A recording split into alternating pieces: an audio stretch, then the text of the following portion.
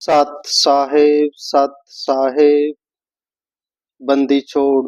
गरीबदास जी महाराज की अपार कृपा से हम उनकी वाणी पे बहुत समय से लगातार विचार करते आ रहे हैं। तो चेतावनी के अंक पे हमारी विचार चर्चा जारी थी, तो उसकी आगे शाखें लेते हैं। महाराज गरीबदास जी फरमान कर रहे हैं, गरीब चेत सके तो चेतिए, सतगुरु हेला दीन, बन बस्ती में ना रहे, ले जाता जमबीन। गरीब चेत सके तो चेतिए, सतगुरु कहा पुकार, बिना भक्ति छूटे नहीं, वो विद जम की मार।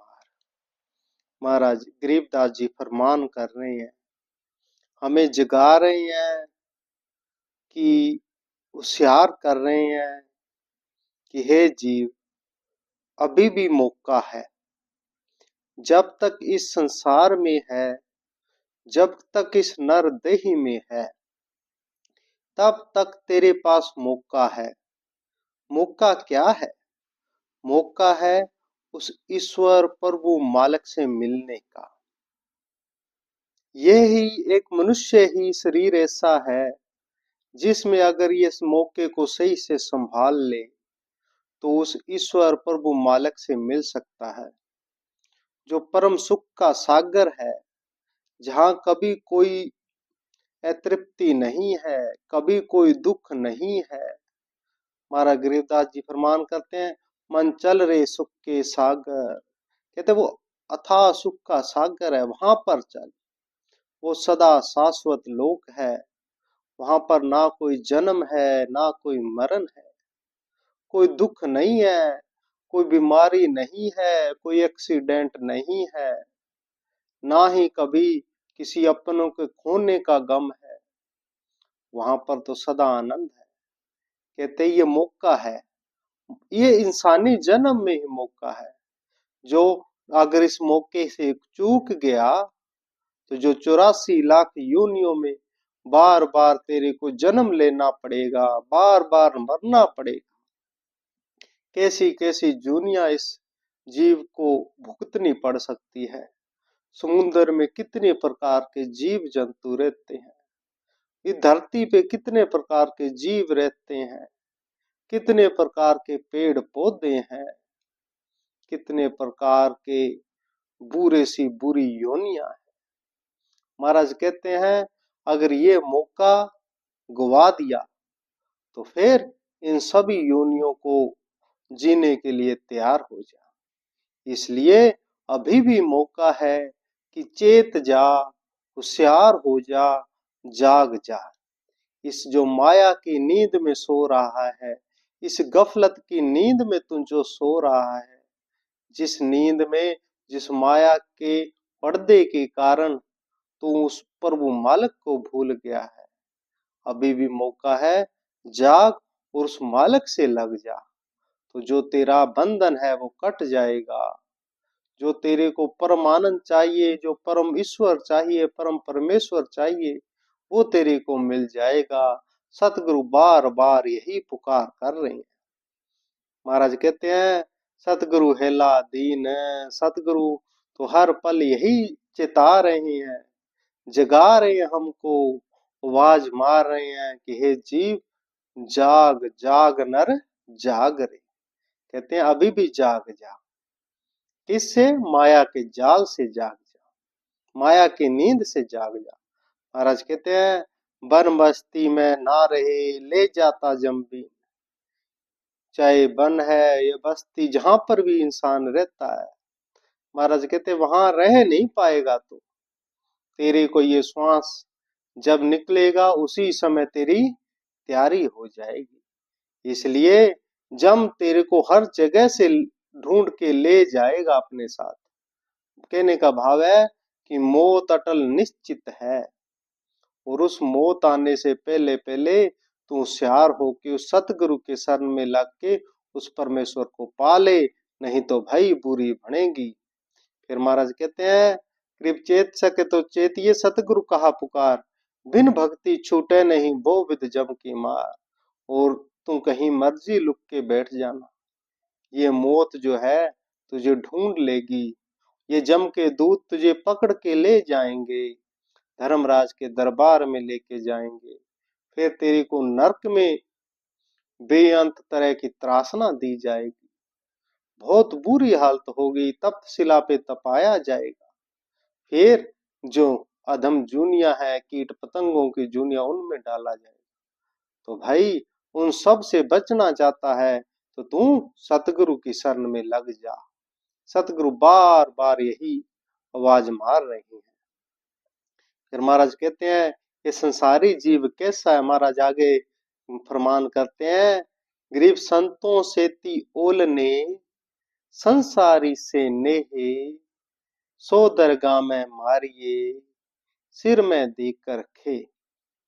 महाराज कहते हैं ये जीव जो है ना, ये संतों से ओलने, ओलने मतलब लुकना, छुपना, मतलब बचना। जब कोई संत महापुरुष आए तो कोई बात का टाला दे के दूर निकल जाता, नहीं महाराज आज मेरे को कोई इमरजेंसी काम आ गया। अच्छा, और जब मौत आएगी तब उससे बोल देना भाई इमरजेंसी काम आ गया। एक श्वास नहीं लेने देंगे वो जम के दूत, इतने होते हैं। तो महाराज कहते हैं संतों से तियोल ने, संसारी से। संसार से तो नहीं है, संसार से प्यार है। हर समय संसार की माया के झमेले में ये जीव भटक रहा है। इस संसार से इतना प्यार है, इतना राग है इस संसार से कि 24 घंटे इस संसार के विषय में सोच रहा है। और जब कोई संत महापुरुष कोई सत्संग वार्ता करते हैं, सुनाते हैं, तो ये जीव सौ बहाने निकाल के वहां से दूर हो जाता है। महाराज कहते हैं ऐसे जीव का क्या करें अब, जो आता ही नहीं, जो बैठता ही नहीं, तो उसको कहां से ज्ञान सुना दें। महाराज कहते संतों से तियोल ने, संसारी से ने। ये जीव बड़ा बेकार है। सो दरगाह में मारिए, सिर में देकर खे। कहते हैं हमें तो वो दिख रहा है कि इस जीव को जम के दूत लेके जाएंगे, दरगाह में इसके मार पड़ेगी, सिर पे बहुत बुरी तरह पछताएगा। हम इसको बता रहे हैं, ये समझता ही नहीं। ये कभी आके सत्संग में बैठता ही नहीं, कभी संतों का संग करता ही नहीं। तो भाई संतों का संग करेगा तो तेरे से जो असल परिचय है वो संत कराएंगे। तू असल कौन है, कहां से आया है, कहां जाना है, तेरा असली साथी कौन है, किससे तेरे को प्रेम करना है, किससे ये जन्म मरण से छुटकारा होगा, ये सारा रहस्य तुझे संत सत्संग में ही बताएंगे।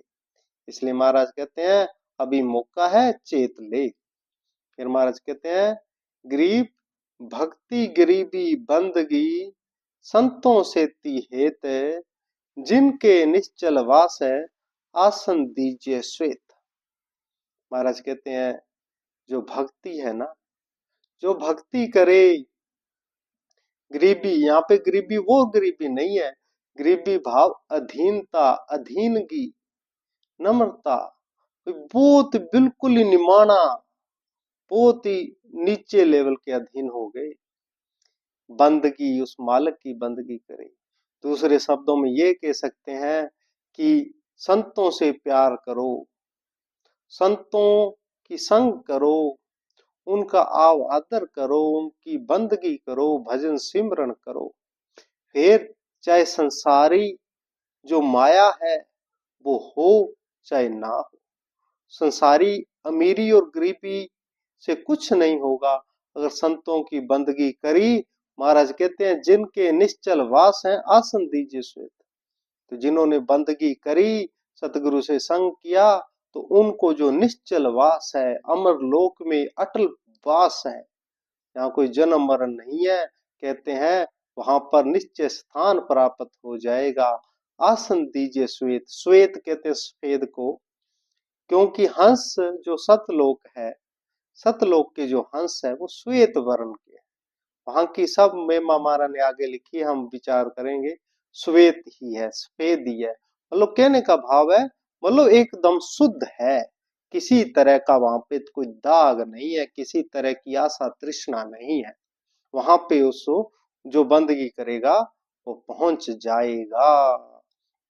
फिर महाराज कहते हैं, कुटिल वचन को छाड़ दे, मगज मनी को मारे, सतगुरु हेला देत है, डूबे काली धार।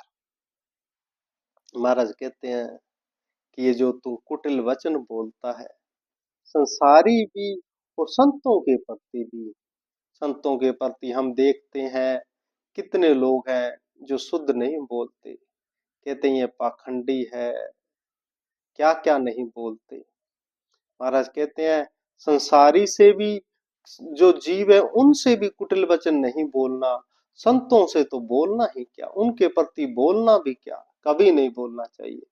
महाराज कहते हैं मगज मनी को मार दे, यो जो तेरे दिमाग की फतूर है, जो ये तेरा दिमाग बहुत ज्यादा इस दुनियावी में रम झम रहा है, जो तेरे दिमाग में ऐसे ऐसे ख्याल पैदा कर रहा है, इसको मार दे, इसको दूर कर दे। सतगुरु हेला देता डूबे काली धार।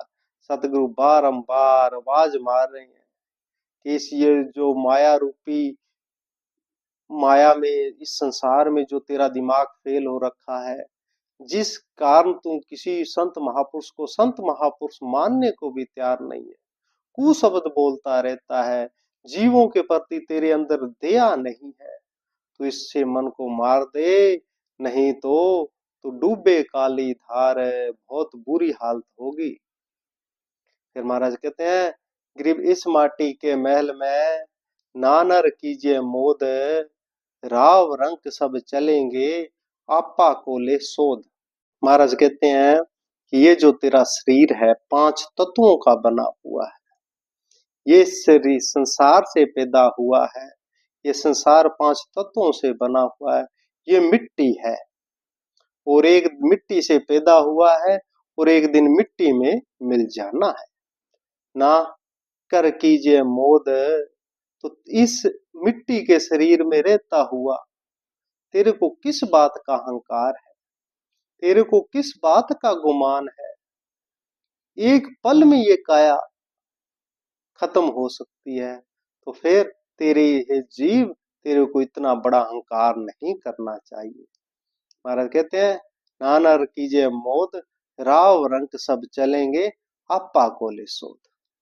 ये राजा है, चाहे रंक है, चाहे कोई छत्रपति है, चाहे कोई मर्जी बड़ा विद्वान है, सबको इस संसार में जाना है।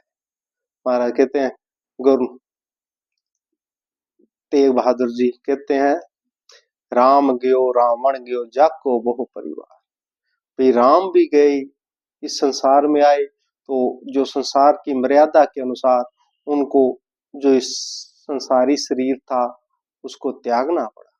राम गए, रावण गए, रावण भी गया, उसका बहुत परिवार था वो भी गया, तो स्थिर क्या रहा, स्थिर इस संसार में क्या है।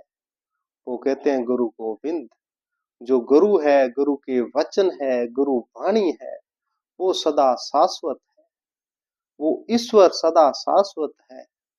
तो इसलिए तेरे को सतगुरु से प्यार करना चाहिए, नहीं तो भाई तेरे साथ में बुरा होना ही होना है। महाराज कहते हैं, राव रंग चलेंगे आपा को ले शोध।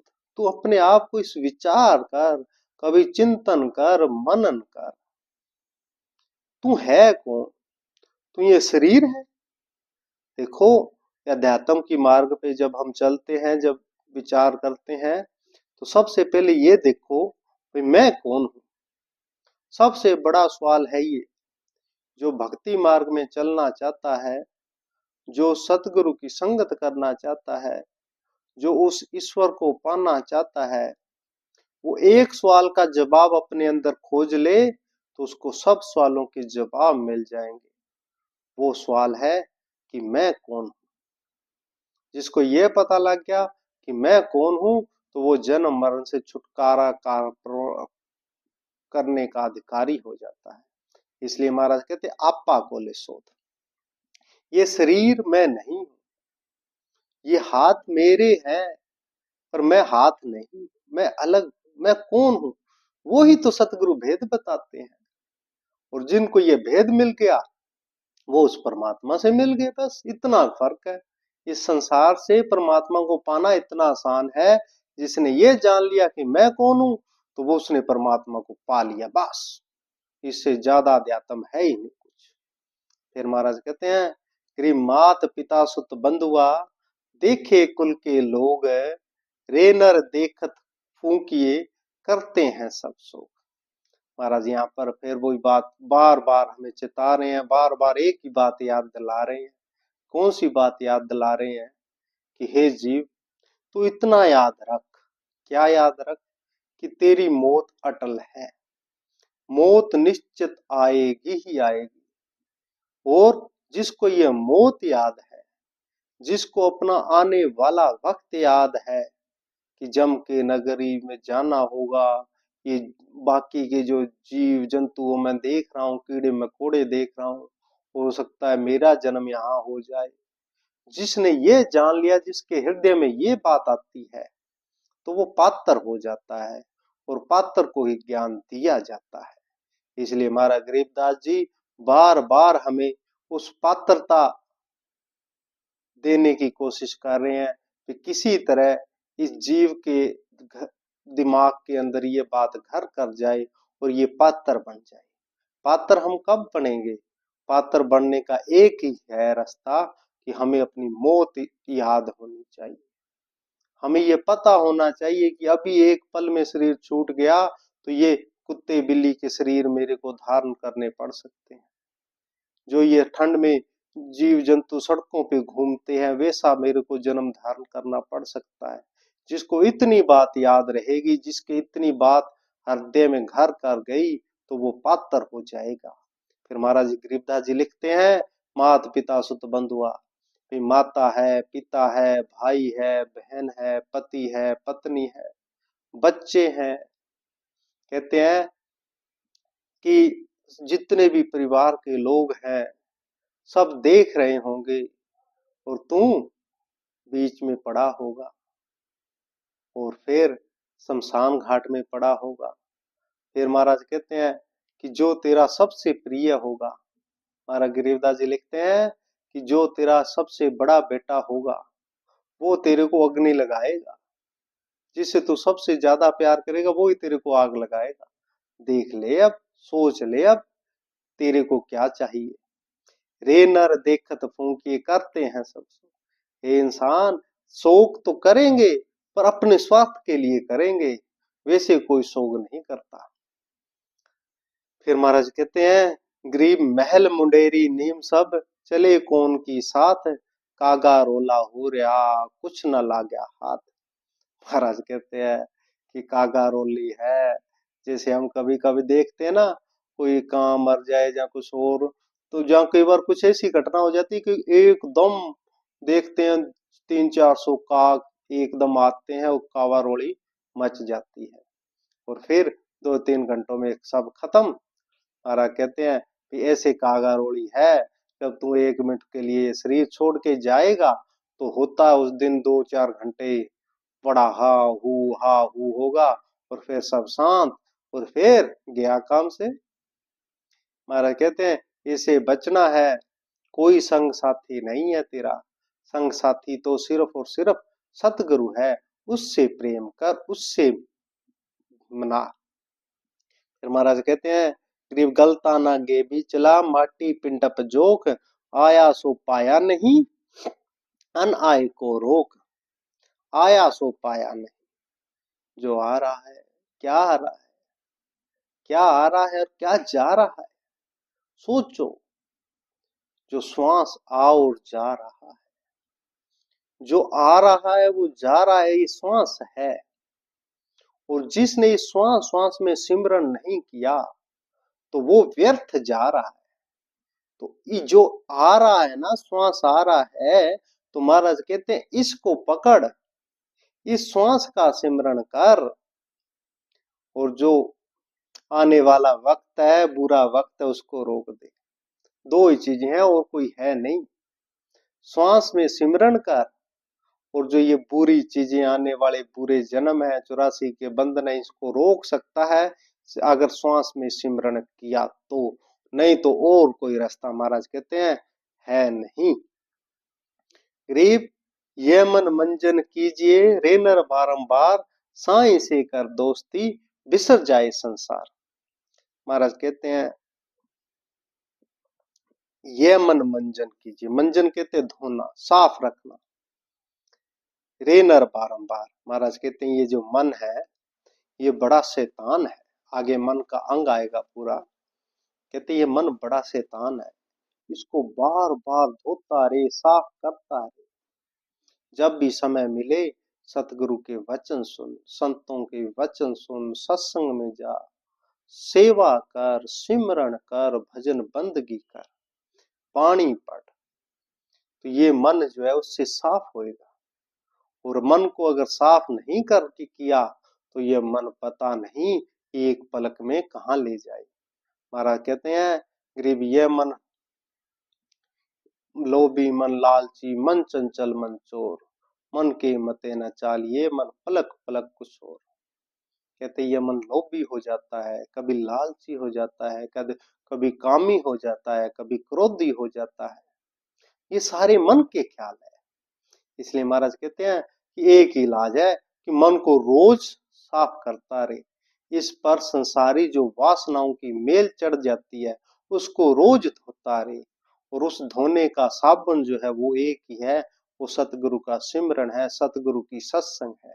उससे ये मन साफ होगा और किसी से नहीं हो सकता। महाराज कहते हैं यह मन मंजन कीजिए रे नर बारंबार, साईं से कर दोस्ती बिसर जाए संसार। जब तेरी दोस्ती उस मालिक से हो जाएगी, उस मालिक से तेरा प्रेम हो जाएगा, था प्रेम हो जाएगा, वो मालिक तेरे घट के अंदर प्रकट हो जाएगा, सतगुरु का संग हो जाएगा, तो फिर महाराज कहते हैं ये बिसर जाए संसार।